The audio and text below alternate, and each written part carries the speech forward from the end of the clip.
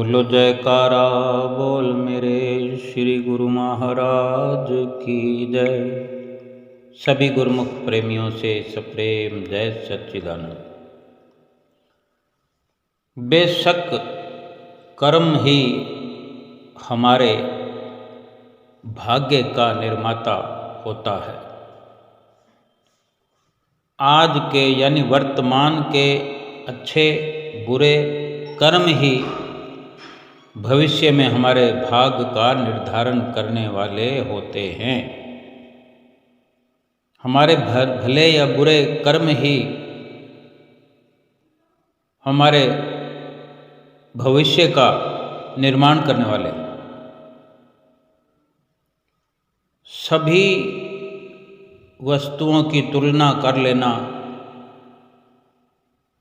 मगर अपने भाग्यों की कभी किसी से भी हमें तुलना नहीं करनी चाहिए।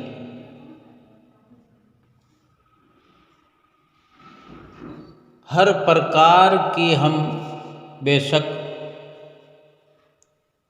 एक दूसरे से तुलना करें, लेकिन कर्मों की किसी से कोई तुलना नहीं है, करनी भी नहीं चाहिए। अक्सर लोगों द्वारा अपने भाग्य की तुलना दूसरों से करके बेकार में तनाव को खरीदा जाता है। अपने लिए तनाव पैदा करना, अगर हम भागों की तुलना किसी से करते हैं और उस परमात्मा से फिर शिकवा शिकायत करते कि हमारे साथ ऐसा नहीं हुआ, ऐसा करना चाहिए था, इस प्रकार से शिकवा शिकायतें हम करते हैं। हम अभी इतने समझदार नहीं हुए कि उस परमात्मा के इरादे समझ सके, उसकी लीला को जान सके। यदि भगवान हमारी झोली कभी खाली करता है, हमें चिंता नहीं करनी चाहिए, क्योंकि हो सकता है परमात्मा ने हमारे लिए पहले से बेहतर सोचा हो, कुछ बेहतर हमारी झोली में डालना चाहता हो। हमारे पास समय अगर है तो उस समय को दूसरों के भागों को सराहने में ना लगा करके खुद के भाग को सुधारने में लगाना चाहिए। परमात्मा भाग का चित्र अवश्य बनाता है, मगर उसमें कर्मों रूपी रंग तो हम ही को भरना होता है। हमारे द्वारा ही रंग भरे जाते हैं। हम चाहे भले कर्मों रूपी रंग भरें, पापों रूपी रंग भरें, बेशक परमात्मा खाका बना देता है, लेकिन बीच में जगह खाली रखता है, जो हम पर ये निर्भर करता है। अब हम ये स्वयं विचार करें कि हम जो कार्य दिन रात कर रहे हैं, आज से नहीं वर्षों से कर रहे हैं, जीवन भर से कर रहे हैं, क्या हम संतोष संतुष्टि प्राप्त कर पा रहे हैं? क्या हमारा दिल खुश है? क्या हमारे भीतर शांति और सुकून है? अगर नहीं है तो फिर भी उसी कार्य को किए जा रहे हैं, तो फिर ये सोचने विचारने की बात है कि जिस काम से दुख हो रहा हो, जिस काम से अशांति बढ़ रही हो, संतुष्टि शांति कोसों दूर बनी हुई हो तो अपने कर्मों का जो तरीका है बदलना चाहिए, अपनी कर्मों की रेखाओं को बदल देना चाहिए। हम संसार में जब से आए हैं हर पल प्रयास तो यही करते हैं, सुख पाने के लिए कोशिश कर रहे हैं, सुख पाने के लिए जतन कर रहे हैं, लेकिन सुख तो दूर होता जा रहा है। आस जरूर लगी हुई है कि सुख मिल जाएगा, सुख मिल जाएगा। इतने वर्षों तक सुख नहीं मिला, पूरा जीवन व्यतीत होने को है, व्यतीत हो चुका है। क्या पता कौन सी घड़ी, कौन सा पल आखिरी हो। तो वक़्त तो फिर हाथ से निकल जाएगा। न सुख मिला, न खुशी मिली, न जीवन में ऐसा कुछ कर्म हुआ जिससे हमारे कोई भीतर में प्रकाश हो। अभी दीपावली का पर्व हमने मनाया, बल्कि सारे संसार में मनाया गया, सारे संसार में मनाया जाता रहा है, मनाया जाता रहेगा। बाहर ही बाहर सब लगे हुए रहे, बाहर ही प्रकाश होता रहा। प्रकाश किस लिए किया जाता है? अंधेरा मिटाने के लिए। बाहर तो जहाँ प्रकाश पहले से है उस प्रकाश को हम और बढ़ाने में लगे हुए, लेकिन हमारे भीतर तो बिल्कुल निपट अंधेरा है। उस अंधेरे के लिए हम बिल्कुल भी चिंतित नहीं हैं कि वहाँ तो एक छोटा सा टिमटिमाता हुआ दिया भी नहीं है और हम बाहर प्रकाश कर रहे हैं, बाहर खुशियाँ मना रहे हैं। भीतर हमारे खुशियाँ जो हैं काफूर हैं, खुशियों का अभाव है। चित्त हमारा जब देखो उदास है। आत्मा को परमात्मा से मिलने की आस है। महापुरुष फरमाते हैं, गुरु ग्रंथ साहब के वचन हैं, दीवा बले अंधेरा जाए। यानी दिया इसलिए जलाया जाता है कि अंधेरा समूल नाश हो जाए। दीवा बले अंधेरा जाए, वेद पाठ मत पापा खाए। महापुरुष फरमाते हैं, हे भगत जनों, हे संत जनों, जब ज्ञान का दीपक जलता है तो अज्ञानता का अंधकार दूर हो जाता है। इसी तरह वेद आदि धर्म पुस्तकों की वाणी पढ़ने वाले मनुष्यों की बुद्धि पापों का नाश कर देती है।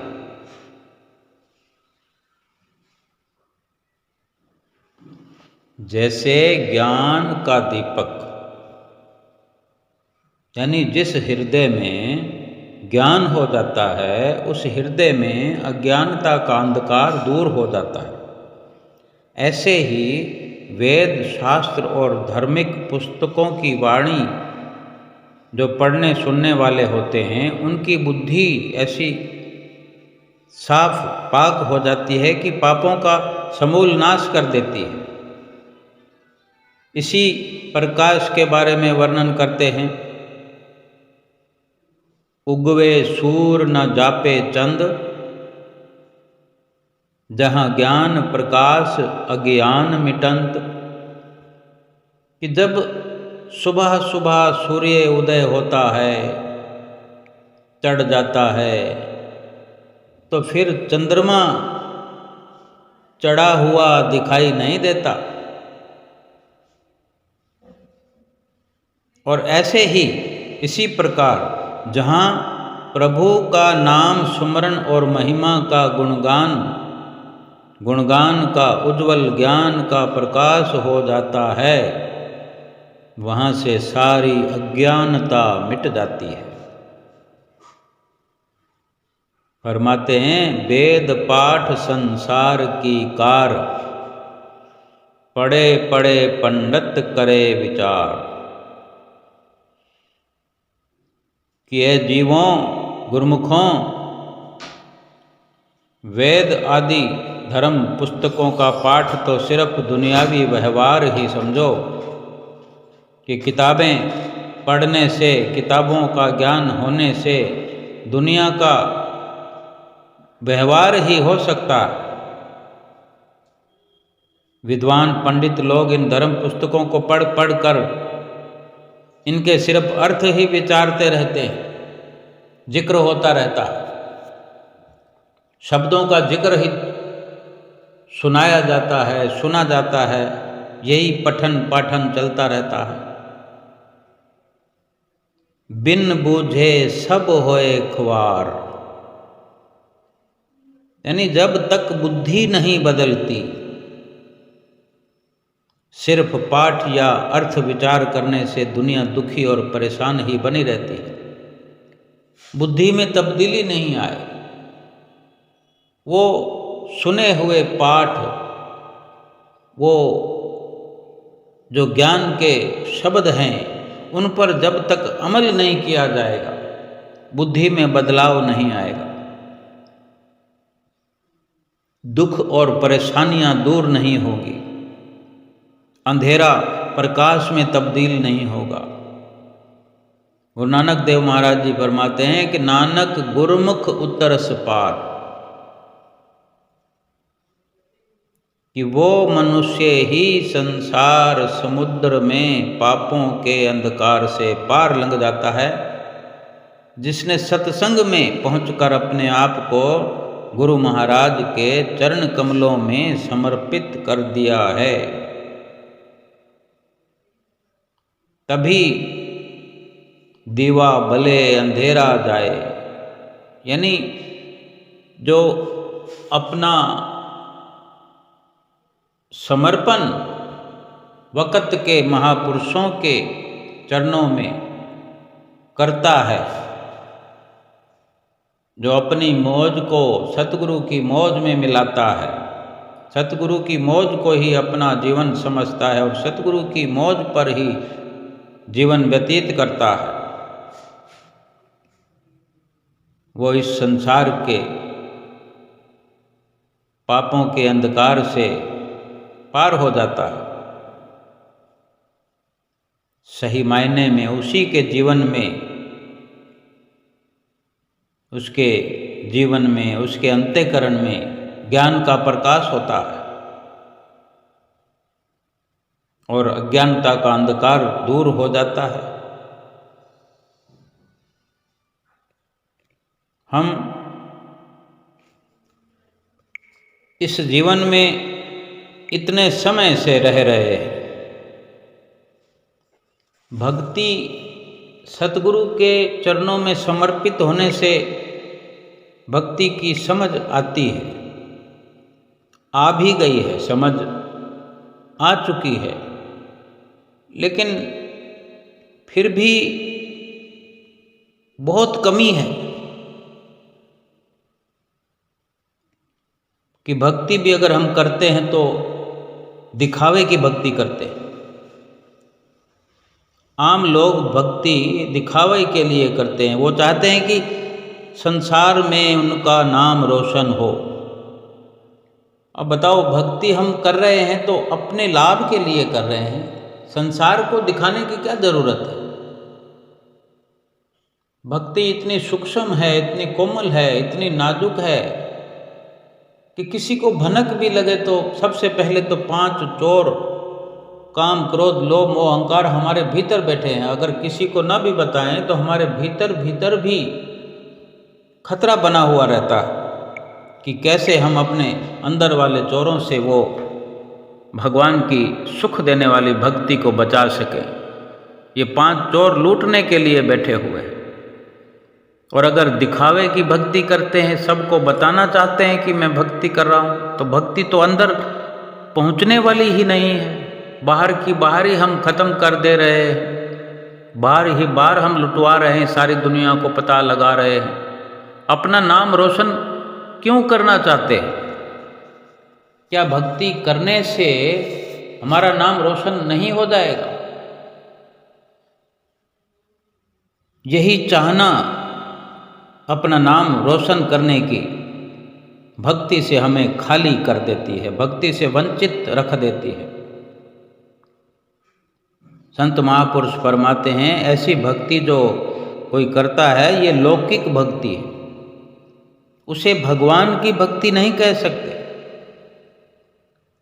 सच्ची भक्ति जो होती है वो किसी भी दिखावे की मोहताज नहीं होती। सच्ची भक्ति करने वाले को अपने नाम को रोशन करने की कोई इच्छा नहीं होती, कोई ख्याल भी नहीं होता। वो भक्ति में इतना मसरूफ़ होता है,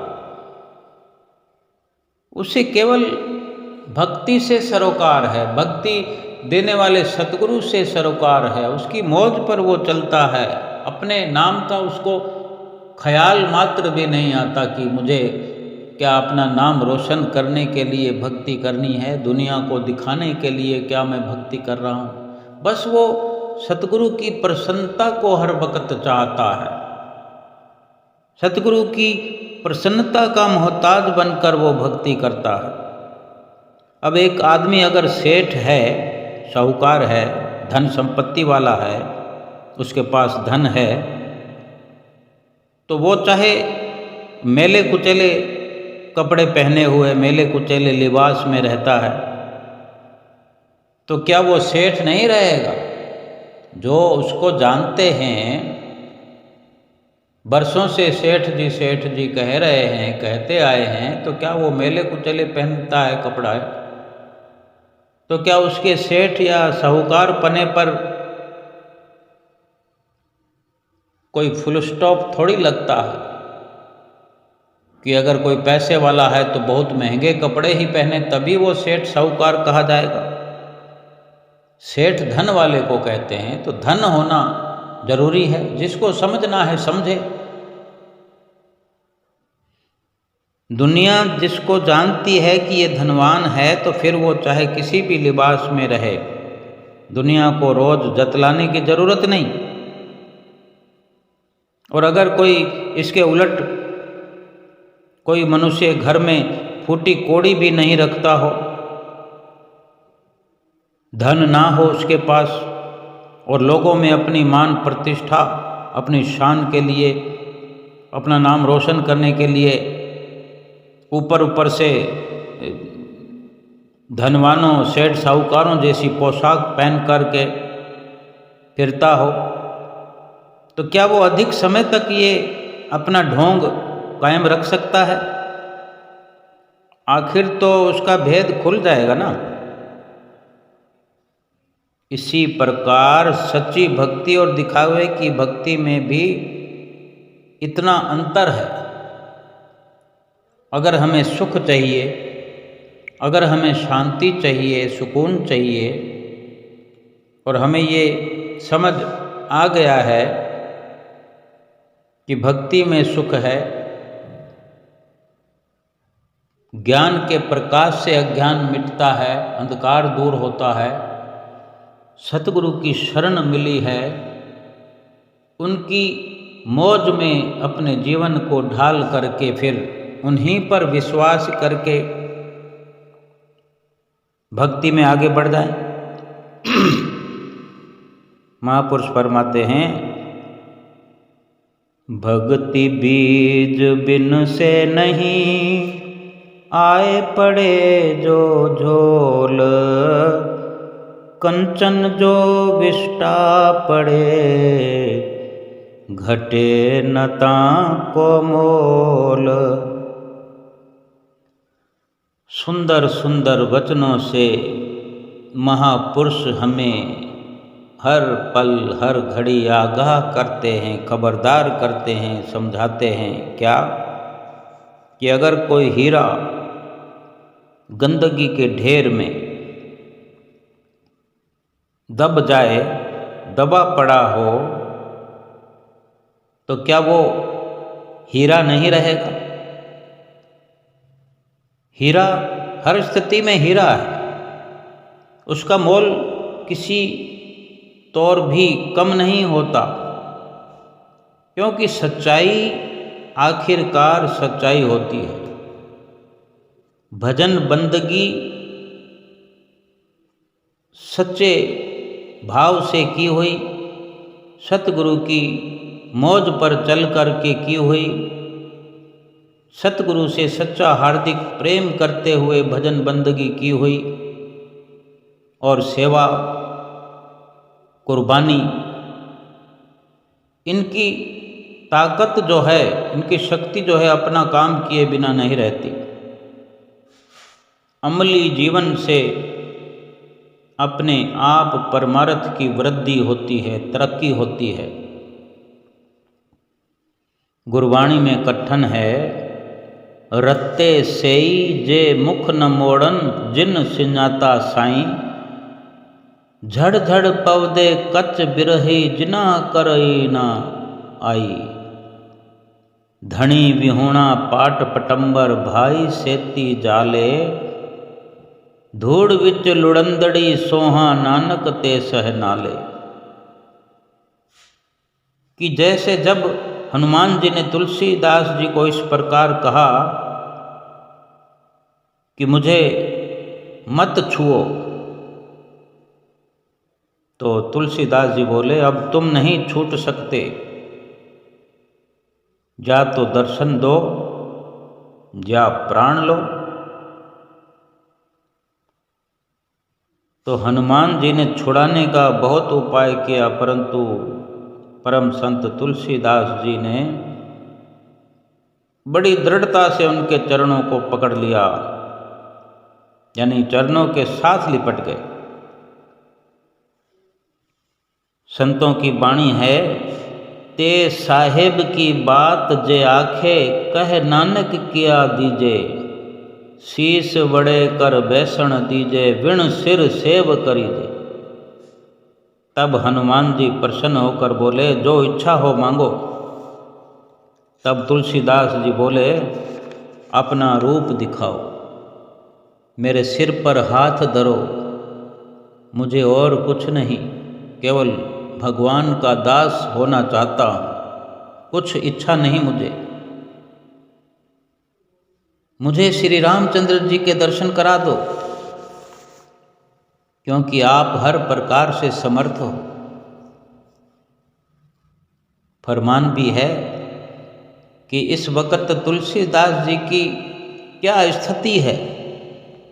कबीर साहब जी वर्णन करते हैं, कबीर मन निर्मल भया, जैसे गंगा नीर, पाछे लागा हरि फिरे, कहत कबीर कबीर। भगवान सदा भक्तों के अधीन रहते हैं, ये भगवान का स्वभाव है।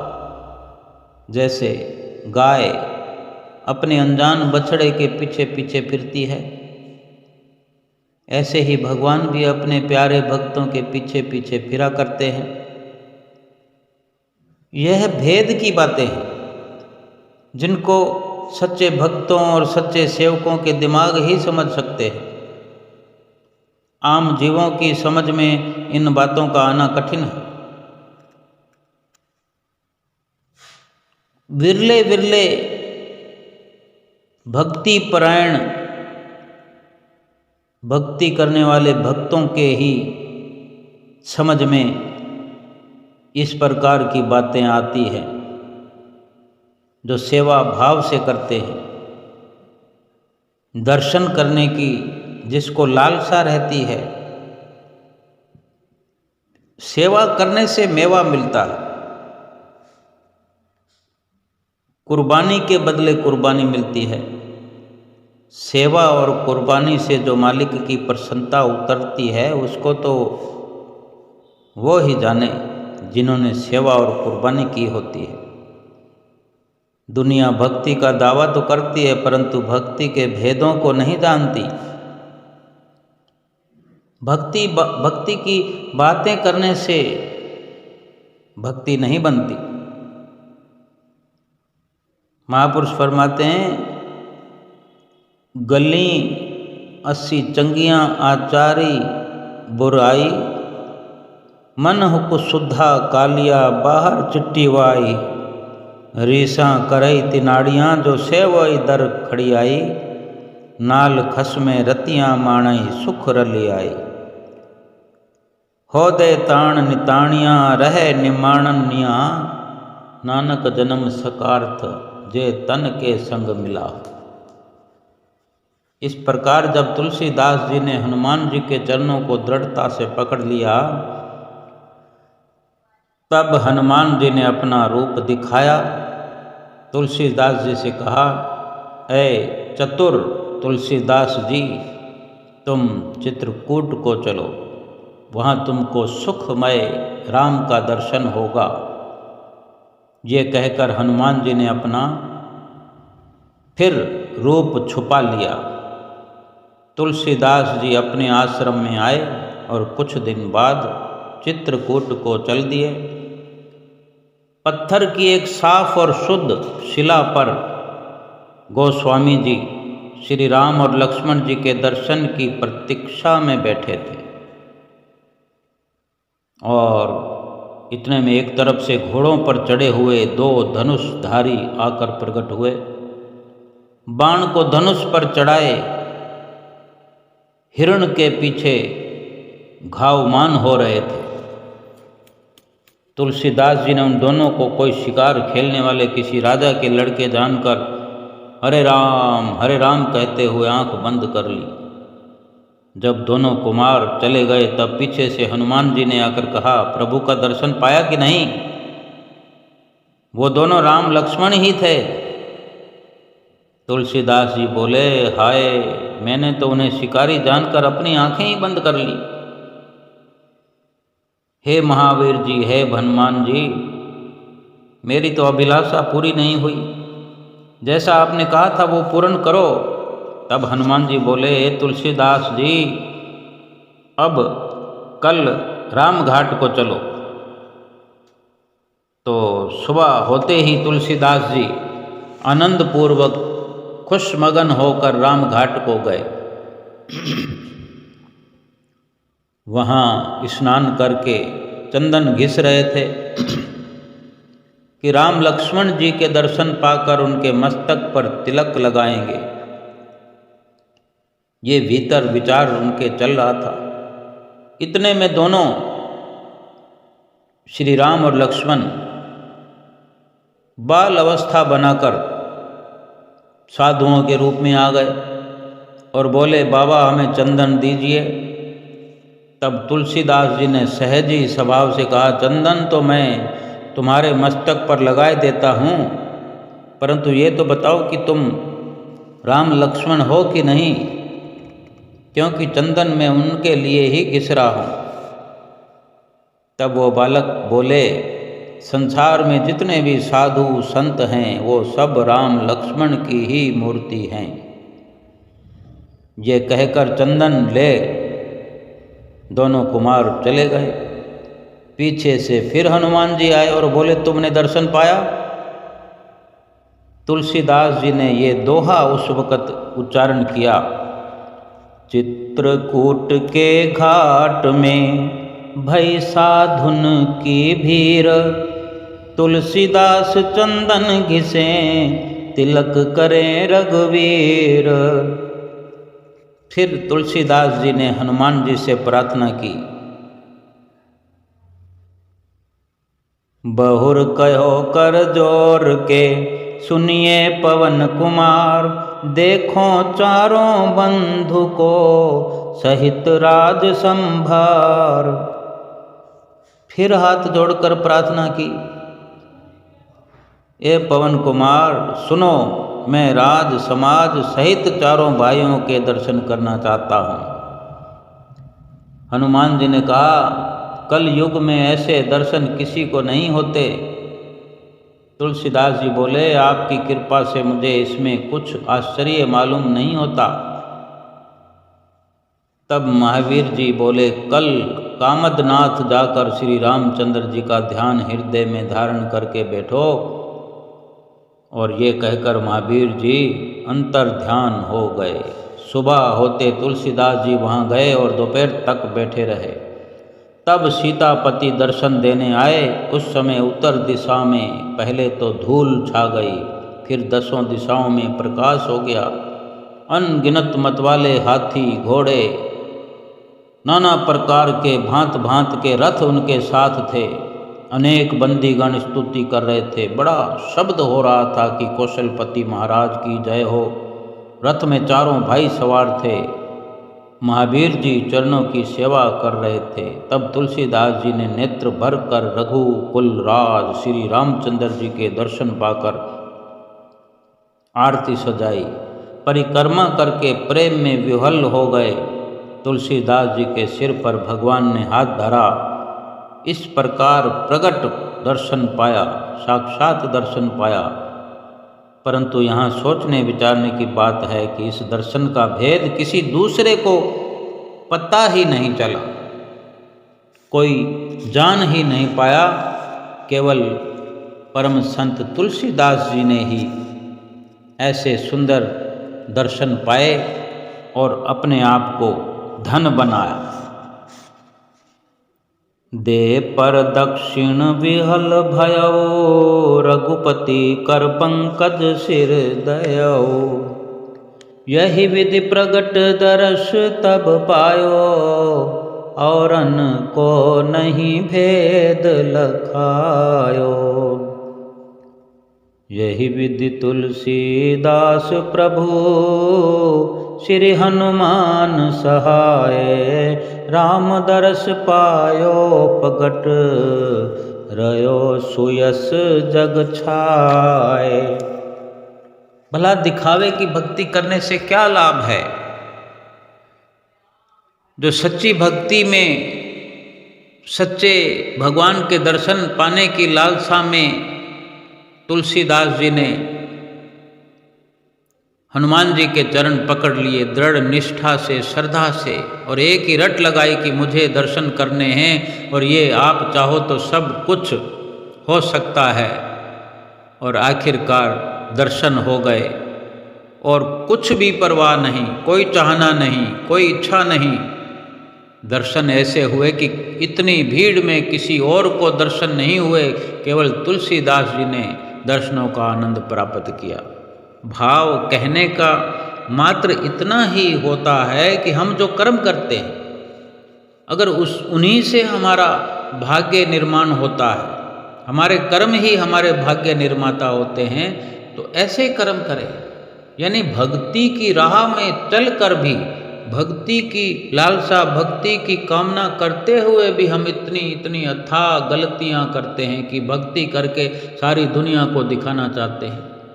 और ये तुलसीदास और हनुमान जी का ये जो दृष्टांत है, जब इस प्रकार से दर्शन तुलसीदास जी को हुए तो ये सारा विश्व आज भी जान रहा है कि तुलसीदास जी ने ऐसी भक्ति की। ऐसे बहुत से दृष्टांत हैं। हम भी ऐसे महापुरुषों के जो आदर्श हैं उनको अपनाएं, अमल करें और भगवान की पावन निर्मल भक्ति को पाकर के अपने रोम रोम को पुलकित करें, अपने हृदय के अंदर प्रकाश करें। ऐसा सच्चा ज्ञान अपने भीतर उजागर करें और अज्ञान का समूल नाश करें। अज्ञान के तिमिर को मिटा करके ज्ञान का प्रकाश अपने हृदय में ऐसा धारण करें कि सभी प्रकार की कलह, कल्पनाएं, दुख, कलेश, चिंता, अशांति सब समाप्त हो जाए। हम प्रभु में और प्रभु हम में समा जाए, एकाकार हो जाए हमारी आत्मा का परमात्मा के साथ। हमें अपने सतगुरु के चरणों में सच्ची प्रीत जोड़ के सच्ची भक्ति करते हुए, उनकी मौज पर चलते हुए, उनकी आज्ञा की पालना करते हुए पल पल करके जीवन व्यतीत करें और अपने सतगुरु की प्रसन्नता प्राप्त करें और अपने जीवन को धन्य बनाएं। बोलो जयकारा बोल मेरे श्री गुरु महाराज की जय।